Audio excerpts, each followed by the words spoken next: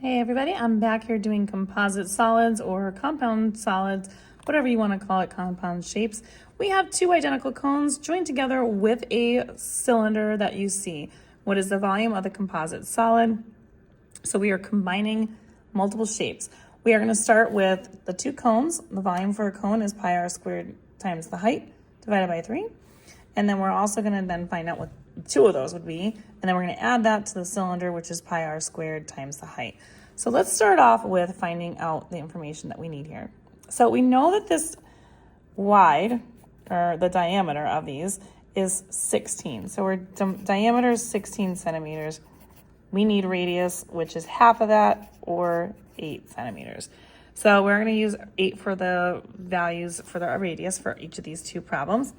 And the heights are a little bit different. Now we're not going to use the height here because this is the slant height. We want the vertical height. So we are going to be using this. This is the height right here. So this is the vertical height. It's got to be straight up and down. Just like when you get measured at the doctor's office, they always measure you from your feet, standing perfectly straight against something. So you are vertically 100% accurate. So that is your height. And we're going to go ahead and start plugging in numbers. So we are going to use because we're doing compound or composite shapes, we're going to just do approximates for this. So we will use approximate answers for these. So radius is going to be 8 squared. I'm going to rearrange this. Our height for the cone is 15. And then we're going to do pi divided by 3. 8 squared is 64. And then we're going to do times 15 times pi divided by 3.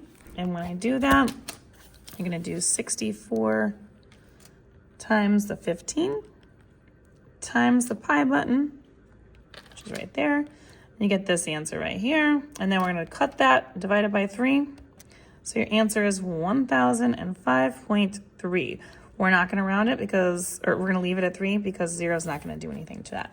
That is for one cone. So one cone is approximately 1005.3.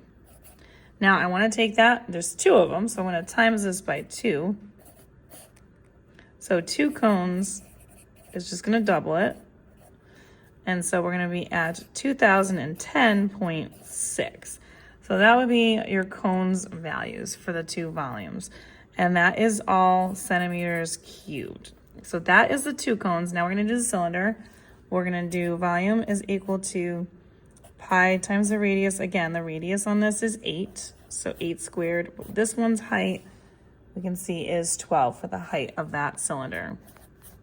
So again, 8 times 8 is 64. 64 times the 12, and then times the pi button. So again, 64 times 12 times the pi button. So again, we're just doing approximates here. You're going to get 24, 12, and then it's 0.7. We're going to keep the 7 the same because the 4 will not change that number. So the approximate answer for this would be 2,412.7. Again, this is centimeters cubed. So we have this number, and when we add these two together, we're going to just do the approximates. So 2412.7, we're going to add that to 2010.6 for a total amount of 4,423.3.